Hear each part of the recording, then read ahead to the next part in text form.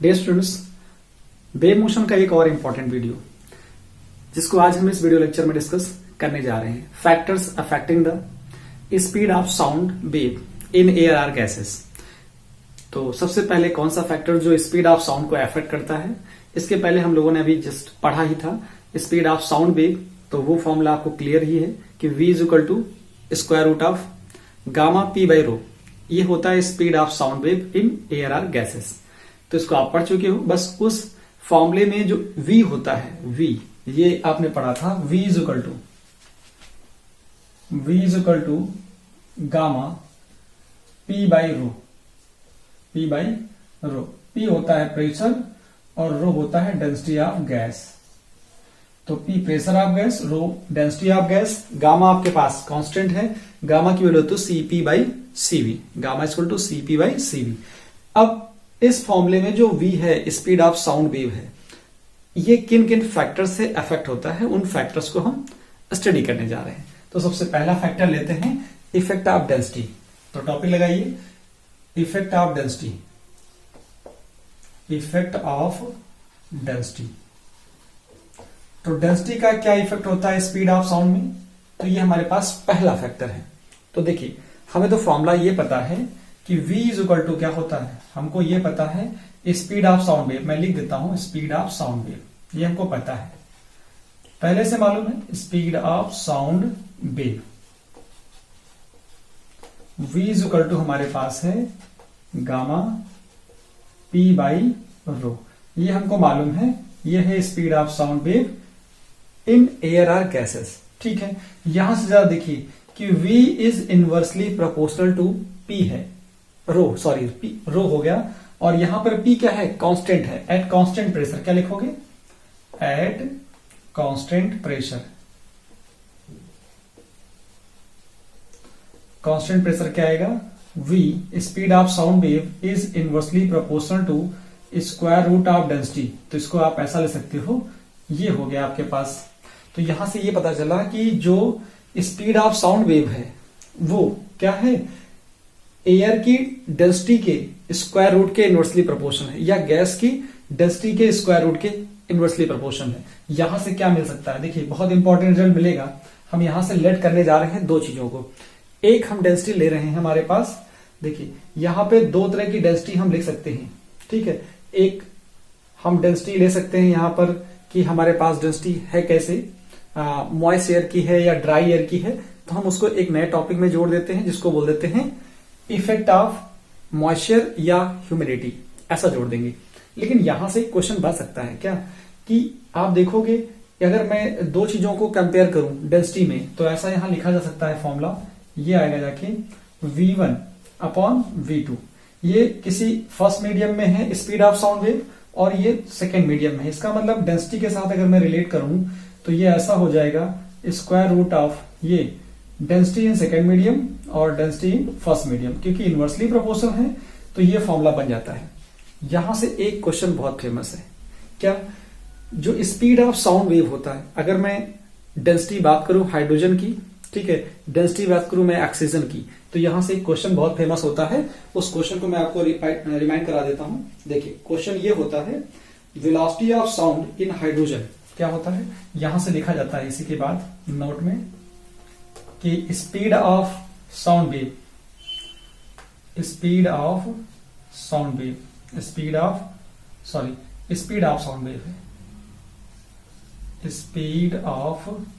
Sound wave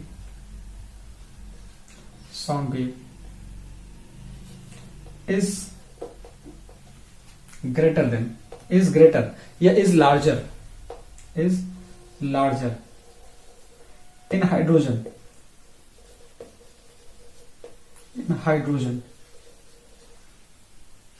that of oxygen.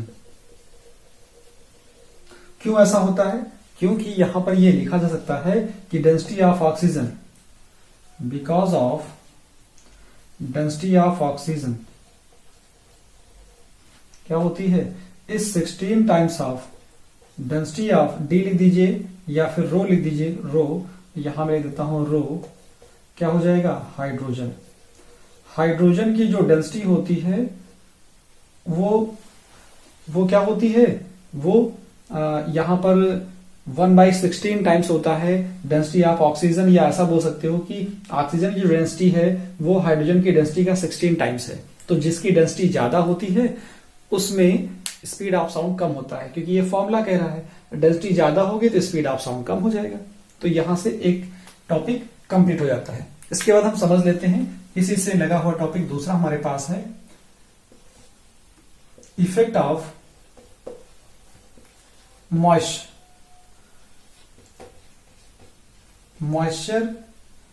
और humidity.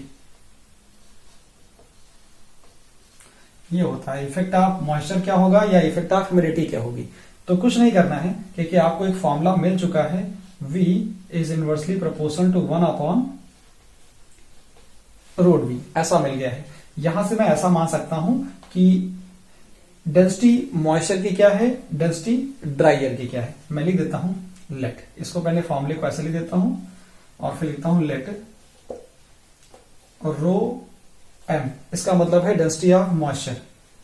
ये हमारे पास है डेंसिटी ऑफ मॉइस्चर, और ये मॉइस्ट एयर है ऐसा बोलोगे आप, ड्राई एयर है और मॉइस्ट एयर है, तो ये एयर आ गया। मैं लिखता हूं यहां पे डी, एयर को लिख दे रहा हूं डी ए, ठीक है, ये एयर हो जाएगा। डेंसिटी ऑफ, चलो इसको मैं ड्री कर देता हूं, ड्राई एयर हो जाएगा। Density of dry air. तो यहां पे कैसे आपको डिफरेंशिएट करना है वो समझिए। ये रो एम हो गया, रो डी हो गया। तो यहां से जरा देखिएगा, यहां पे क्या होगा, अगर मैं ऐसा लिखूं, यहां पे ऐसा लिखता हूं कि वी एम, अगर मैं वी एम लिखूंगा तो इसका मतलब है अगर ये एम होगा तो ये एम हो जाएगा। इसका मतलब ये आया कि ऐसा यहां पे ये हो जाएगा रूट में ऐसे, ठीक है। ये वी एम ऊपर रहेगा तो रो एम नीचे रहेगा। अगर वी डी नीचे है तो यहां पे रो डी ऊपर रहेगा। क्यों? क्योंकि एक दूसरे के इनवर्सली प्रोपोर्शन है। जब इनवर्सली प्रोपोर्शन होते हैं तो देखिए इनवर्सली प्रोपोर्शन ये मैच कर जाएगा, ये मैच कर जाएगा। यहां से एक रिजल्ट आपको पता है, क्या पता है जरा देखिए। यहां से ये पता हो गया कि सिंस ये मालूम है आपको कि जो डेंसिटी होती है मॉइस्ट एयर की वो कम होती है as compare to dry air. तो यहां लिखोगे since density of moist air या मॉइस्चर एयर, सॉरी इसको लिखो मॉइस्ट एयर रखिए खाली, moist air is less than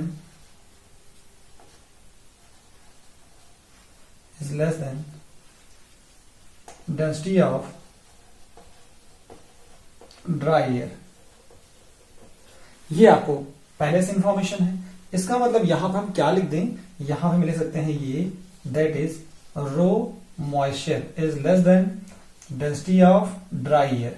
इसका मतलब ड्राई एयर की डेंसिटी ज्यादा है किससे, मॉइस्चर की, क्योंकि जो डेंसिटी होती है एयर के मॉलिक्यूल्स की जब उसमें वाटर आ जाता है, तो जैसे ये समझ लीजिए, जैसे ये आपके पास ये एयर के मॉलिक्यूल है, ठीक है, एयर के मॉलिक्यूल है।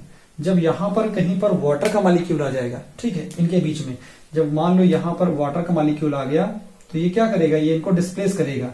जैसे ही वाटर का मॉलिक्यूल डालोगे तो वाटर का मॉलिक्यूल ऐसे हो जाएगा। वाटर का मॉलिक्यूल क्या करेगा, इन जो एयर के मॉलिक्यूल हैं इनको दूर दूर कर देगा। क्या कर देगा, इनको दूर दूर कर देगा। जब दूर दूर कर देगा तो डेंसिटी क्या हो गई, डेंसिटी ऑफ मॉइस्ट एयर क्या हो जाती है, लेस हो जाती है। किससे, डेंसिटी ऑफ ड्राई एयर से। यहां डेंसिटी क्या थी, ड्राई एयर की थी, ये आपने ड्रॉप किया है, ये वाटर ड्रॉप है। क्या है, ये वाटर है, ये वाटर के ड्रॉप है। जैसे ही आपने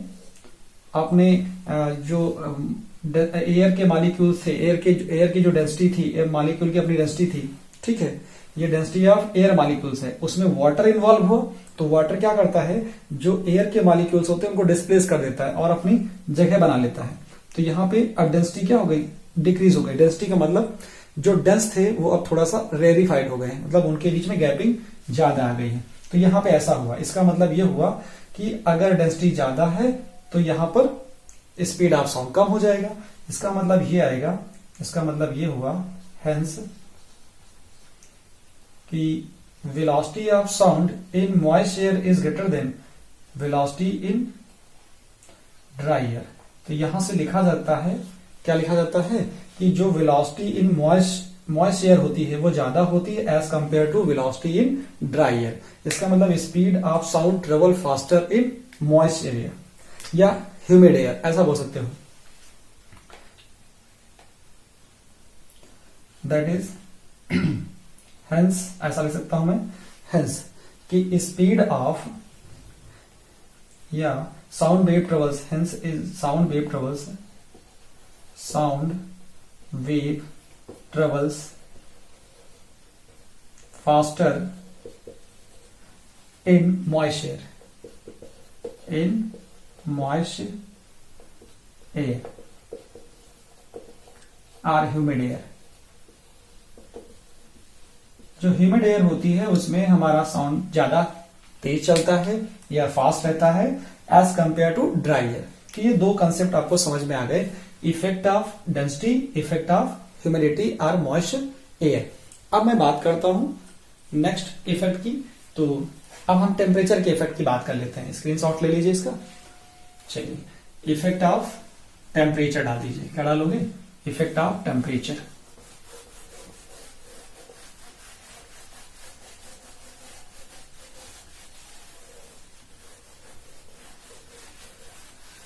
देखिए, अब हमारे पास आ गया third effect, effect of temperature.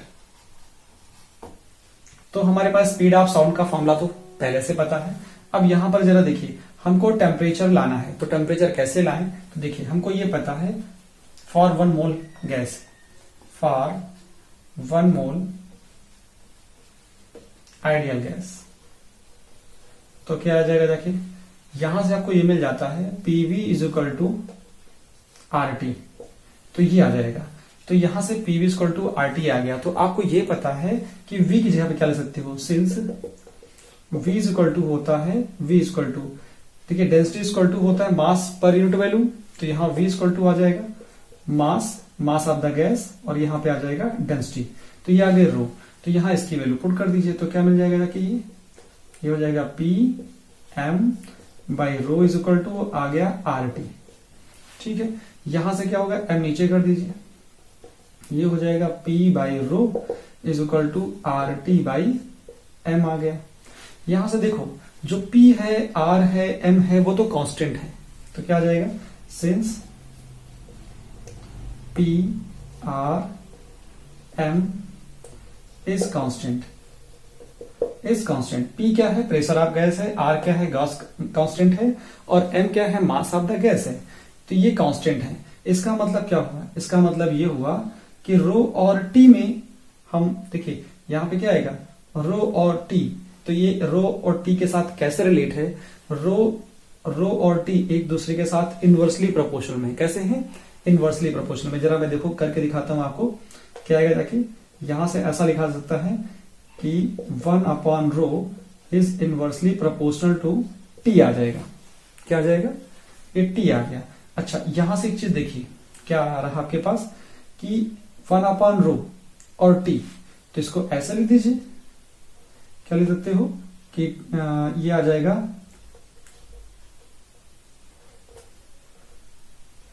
1 upon square root में लिख लीजिए। तो ये हो जाएगा कितना, √T।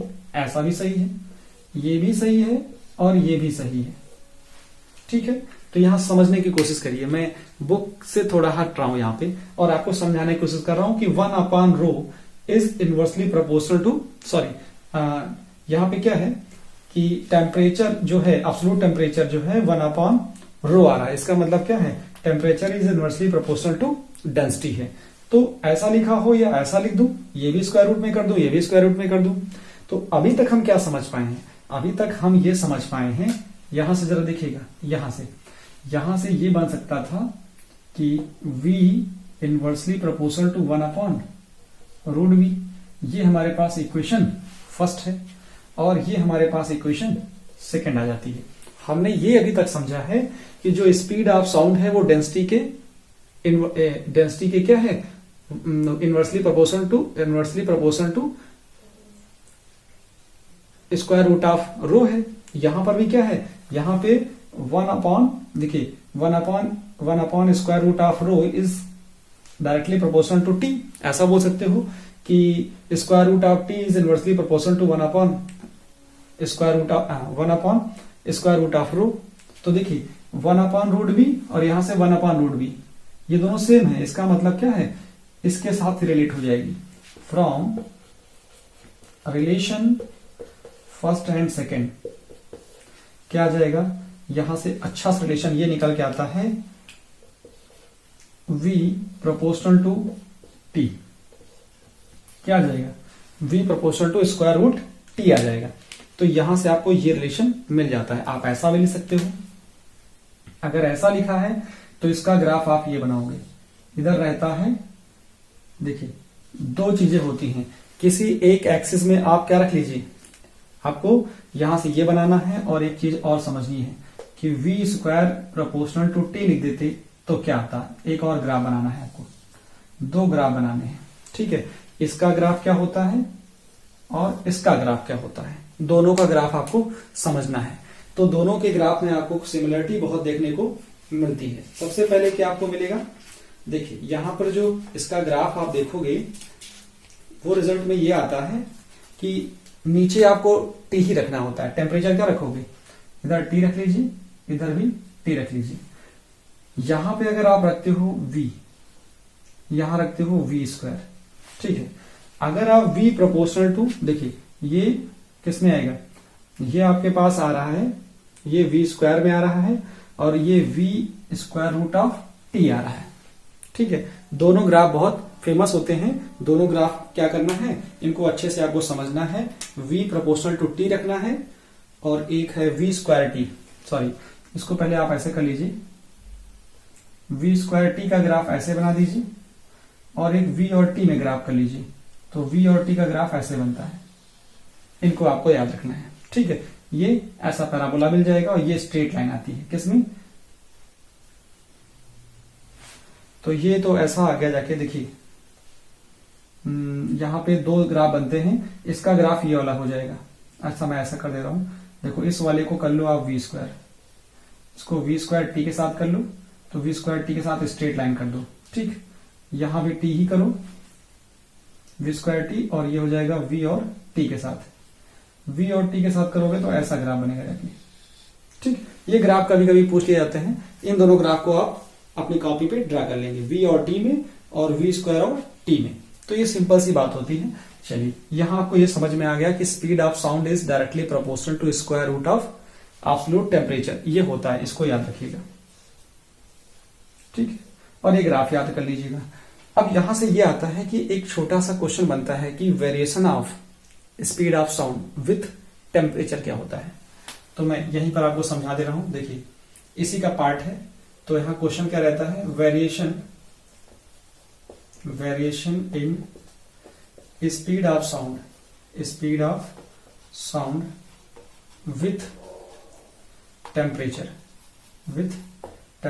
तो ये हेडिंग रहती है, इस हेडिंग को समझना है। तो आप ये समझ पाए हैं अभी तक, एज वी नो दैट क्या आया है आपके पास कि v प्रोपोर्शनल टू t आया है। इसका मतलब यहां से ये लिखा जा सकता है, ये आप जान पा रहे हो, यहां लिख सकते हो let v naught and vt at 0 degree Celsius and t degree Celsius. ऐसा हमने मान लिया कि स्पीड ऑफ साउंड क्या है, v naught and vt at 0 degree Celsius and t degree Celsius. इसका मतलब क्या हो जाएगा, इसका मतलब ये हो जाएगा कि यहां से क्या लिखा सकता है कि अगर हम इसको बना ले, किसको 0 डिग्री सेल्सियस को क्या बना ले, 0 डिग्री सेल्सियस को अगर हम ऐसा लिखना चाहें तो यहां से ऐसा लिख सकते हैं क्या, v नॉट अपॉन vt। तो इसका मतलब क्या हो जाएगा, अगर मैं यहां पे लिखूं कि वी नॉट है तो ये टी नॉट है, अगर ये वीटी है तो ये टीटी है। इसका क्या मतलब हुआ? इसका मतलब ये हुआ कि 0 डिग्री सेल्सियस को ये वी जो टी नॉट आया है इसको हम ऐसा ले सकते हैं, कैसा ले सकते हैं? टी नॉट को 0 + 273 ऐसा लिखते हैं। और इसको क्या ले सकते हैं? इसको टीटी को ले सकते हैं T + 273 लिखते हैं। तो ये बात सही हो जाएगी। मतलब ये वी नॉट मतलब 0 डिग्री सेल्सियस को केल्विन लिखना है, तुमने ये लिख दिया, और इसको केल्विन लिखना है तो मैंने ये लिख दिया। अब यहां से हम चेंज कर सकते हैं ऐसे, VT/V0 = हम लिख सकते हैं ऐसा 273 + T/273। इसको जब हम डिवाइड करेंगे तो ये आता है 1 + T/273 की पावर 1/2 आ जाएगा। ये तो डिवाइड हो गया, स्क्वायर रूट को हमने पावर में कर दिया। यहां पे जरा देखिए ये फॉर्मूला लगा लीजिए, सिंस 1 + x की पावर n होता है, n क्या आ जाता है? ये आ जाता है 1 + nx। इसको बोलते हैं क्या? Binomial expansion. बाइनोमियल एक्सपेंशन हमने इसके थ्रू इसको कर दिया। जरा देखिए पावर आगे आएगी तो ये पावर यहां पे आ जाएगी, तो क्या आ जाएगा जाके आपके पास? VT/V0 = 1/2 T/273 आ गया। इसको और सॉल्व करोगे तो ये 1/T/570 देखिए ये हो जाएगा, ये 546 आ जाएगा, 546 आ गया। चलिए अब इससे मल्टीप्लाई कर दीजिए तो VT = आ जाएगा V0 इसमें, और ये आ जाएगा 1 + T/546। V0 क्या होता है? V0 होता है 332, तो ये आ जाएगा 1 + T/546 आ जाएगा। इसको और सॉल्व करिए तो VT = ये आएगा 332 प्लस यहां मल्टीप्लाई करेंगे 332 / 546 × T आ जाएगा। यहां से इसको सॉल्व करेंगे तो क्या आएगा? इसको सॉल्व करेंगे तो ये आ जाएगा 332 + 0.61 T आ जाएगा। इसका मतलब ये लिखा जा सकता है कि VT = V0 + 0.61 T। इसका मतलब ये हुआ कि on increasing the temperature 1 degree Celsius, इसका मतलब ये हुआ, हेंस इस फैक्टर की बात करिए, अगर 1 डिग्री सेल्सियस टेम्परेचर बढ़ाते हो तो स्पीड ऑफ साउंड इतना बढ़ जाएगा। कितना? इतना बढ़ जाएगा 0.61। 2 बढ़ाते हो तो 2 से इसको मल्टीप्लाई कर दिए, उतना बढ़ जाएगा। Hence speed of sound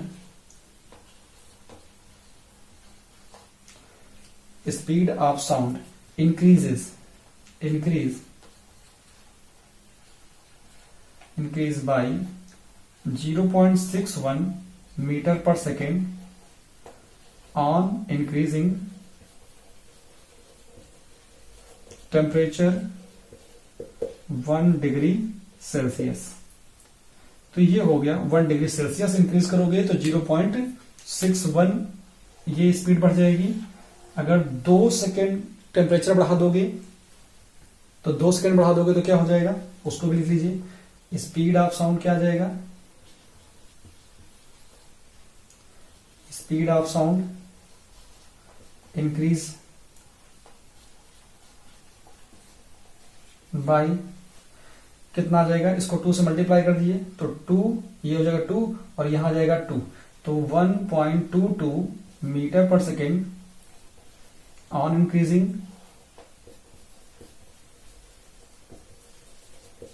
temperature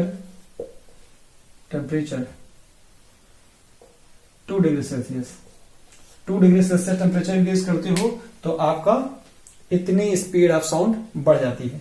तो पहले इसका स्क्रीनशॉट ले लीजिए। इसके बाद हम लोग बात करते हैं अपने नेक्स्ट इफेक्ट की, जिसमें हम बात करेंगे प्रेशर इफेक्ट। पहले स्क्रीनशॉट लीजिए इसका। यहां पर देख रहे थे कि टेम्परेचर के इफेक्ट में ये रिलेशन आया था कि V = स्क्वायर रूट ये आया था, स्क्वायर रूट T आया था। यहां से क्या पता चल रहा था आपको कि जितना ज्यादा टेम्परेचर होगा उतना ही ज्यादा स्पीड ऑफ साउंड होगा। इसका मतलब ये हुआ कि जो हॉट डेज होते हैं उसमें हमारा जो साउंड होता है वो फास्टर ट्रेवल करता है। इस लाइन को भी आप मेंशन कर सकते हो कि इन hot days in a hot days sound travel faster. तो इस चीज को आप लिख लेंगे, मुझे बस इतना ही बताना है कि यहां पर ये चीज मेंशन की जा सकती है, यहां पे ले सकते हो, यहां पे लिखा जा सकता था कि sound travel faster in hot days as compare to rainy days. जो रेनी डेज होते हैं उनके कंपेयर टू आप जो साउंड ट्रेवल करता है उसकी जो प्रोबेबिलिटी होती है वो थोड़ी ज्यादा रहती है। चलिए इसके बाद देखते हैं इफेक्ट ऑफ प्रेशर। प्रेशर का क्या इफेक्ट होता है, बहुत कंफ्यूज करता है इफेक्ट ऑफ प्रेशर। इस कंफ्यूजन को दूर करते हैं। Effect of pressure, what is the effect of pressure on speed of sound wave. तो ये आपको पता है कि स्पीड ऑफ साउंड वेव का फॉर्मूला क्या होता है, ये आपको पहले से पता है।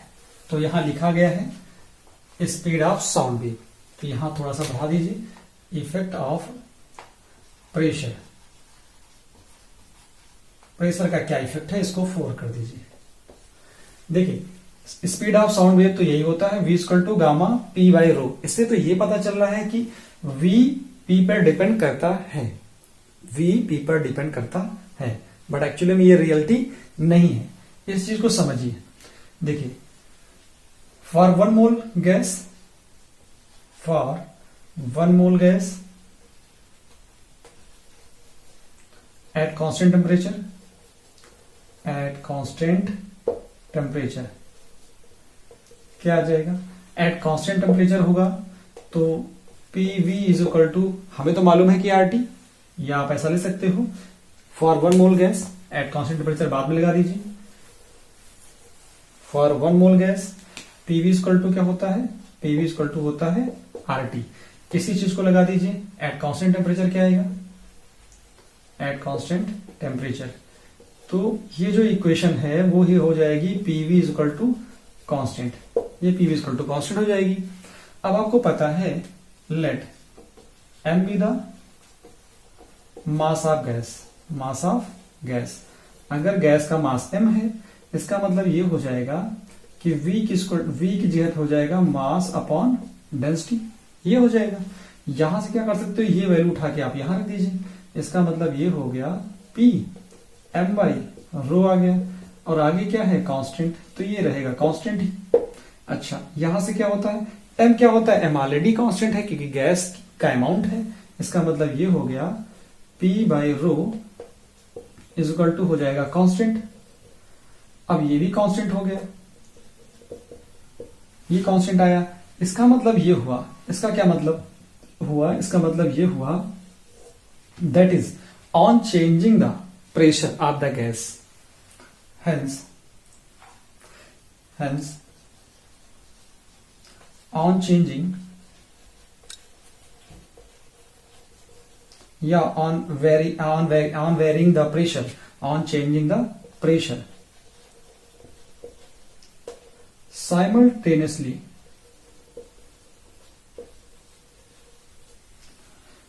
density of gas also changes, density of gas also changes and ratio of P by rho remains constant, hence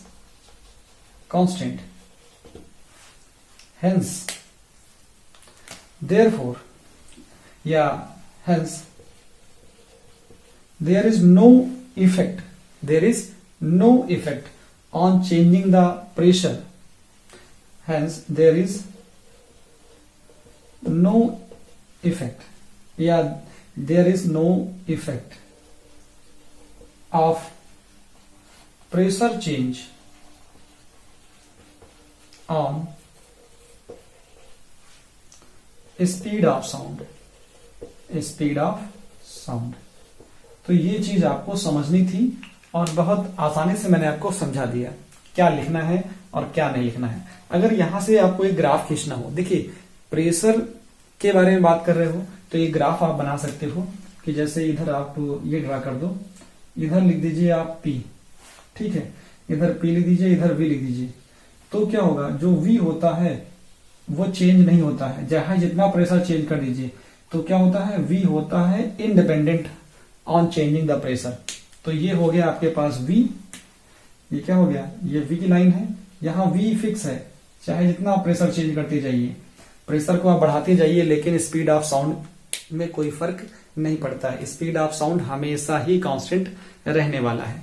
ठीक है, चलिए इसके बाद आप देखिए इफेक्ट ऑफ विंड देख लीजिए। क्या देखते हैं, इफेक्ट ऑफ विंड। तो मैं आपको यहीं पे समझा देता हूं साइड में, इफेक्ट ऑफ विंड। ये तो प्रेशर की बात हो गई। ठीक है, इफेक्ट ऑफ विंड ये आपके पास 5th नंबर में आ जाता है, इफेक्ट ऑफ विंड। ये तो आपके पास था इफेक्ट ऑफ प्रेशर, ये क्या था, इफेक्ट ऑफ प्रेशर था, इफेक्ट ऑफ प्रेशर। चलिए यहां पे देखिए इफेक्ट ऑफ विंड, दो चीजों पे फोकस करिए। एक तो होता है propagation of sound wave, propagation of sound, और एक होता है डायरेक्शन ऑफ विंड। ये हो गई डायरेक्शन ऑफ विंड, ये हो गया विंड की डायरेक्शन। ठीक है, ये हो गया विंड, ये हो गया direction of wind, direction of wind हो गया। और ये है आपके पास propagation of sound, propagation of sound, propagation of sound. अगर प्रोपागेशन ऑफ साउंड विंड की डायरेक्शन में जा रहा है तो स्पीड ऑफ साउंड इंक्रीज करेगा। क्या करेगा, स्पीड ऑफ साउंड इंक्रीज करेगा। If sound propagate, sound propagate in the direction of wind, in the direction of propagation of wind, propagation of wind, then speed of sound wave, speed of sound wave increases। क्या हो जाएगी, speed of sound wave increase कर जाएगी। इसी का दूसरा part देखिए, अगर हमारे पास जो विंड है, ये हमारे पास विंड की डायरेक्शन है, ये चलिए विंड इधर जा रही है, direction of propagation of wind है, direction of propagation of wind है। और ये हमारे पास इधर जा रहा है sound, propagation of sound, propagation of sound. अगर प्रोपागेशन ऑफ साउंड इधर हो और विंड जा रही हो इस डायरेक्शन में, इसका मतलब क्या हुआ, इसका मतलब ये हुआ कि हमारी जो स्पीड ऑफ साउंड है वो डिक्रीज कर जाएगी। तो क्या हो जाएगा, speed of sound decreases, speed of sound decreases. इस केस में हमारा स्पीड ऑफ साउंड क्या करेगा, डिक्रीज करेगा। ये कहानी हो गई और ये बात हो गई। ठीक, अब यहां पे दो बातें और छोटी छोटी आती हैं, जैसे आता है effect of frequency, effect of wavelength. ठीक है, इफेक्ट ऑफ फ्रीक्वेंसी होती है, वो भी देख लीजिए। 6 नंबर पे लिख देता हूं मैं, effect of frequency, effect of frequency and wavelength. Wavelength ये क्या होते हैं, both are independent of, both are independent of speed of sound, both are independent of speed of sound, speed of sound. अगर ये डिपेंड करते तो हम orchestra का एंजॉयमेंट नहीं कर सकते थे। क्यों, क्योंकि ऑर्केस्ट्रा में बहुत सारे इंस्ट्रूमेंट एक साथ साउंड देते हैं, तो फिर उन पे डिफरेंशिएट कर पाना बहुत मुश्किल हो जाता, क्योंकि एट ए टाइम बहुत सारे इंस्ट्रूमेंट साउंड प्रोड्यूस करते हैं, सारा साउंड मिक्स हो जाता, वॉइस कोई सिंगिंग कर रहा होता वो भी मिक्स हो जाता, तो उस साउंड को समझ पाना थोड़ा मुश्किल हो जाता, और फिर वो शायद हमारे ईयर्स को अच्छा भी नहीं लगता। ठीक है, इसीलिए सॉरी, जो effect of frequency and wavelength है वो independent of speed of sound होता है। तो ये सारे फैक्टर्स थे जिसमें बहुत ज्यादा आपको वर्क करना है, इफेक्ट ऑफ टेम्परेचर पर और इफेक्ट ऑफ प्रेशर पर। ये दोनों बहुत इंपॉर्टेंट होते हैं। इफेक्ट ऑफ प्रेशर में तो बहुत कंफ्यूजन होता है, फॉर्मूले में है फिर भी इंडिपेंडेंट है, इस चीज को थोड़ा सा एनालाइज करिएगा। और ये ग्राफ बहुत इंपॉर्टेंट है, V square versus T, V square और टी में ग्राफ, वी और टी में ग्राफ टेम्परेचर के साथ। और ये याद रखिएगा कि 1 डिग्री अगर 1 डिग्री सेल्सियस टेम्परेचर राइज करते हैं तो what is the effect of speed of sound. तो मैंने बोला है बाई 0.61 मीटर पर सेकेंड इंक्रीज कर जाती है हमारी speed of sound wave on increasing the temperature 1 degree Celsius. Okay, thank you.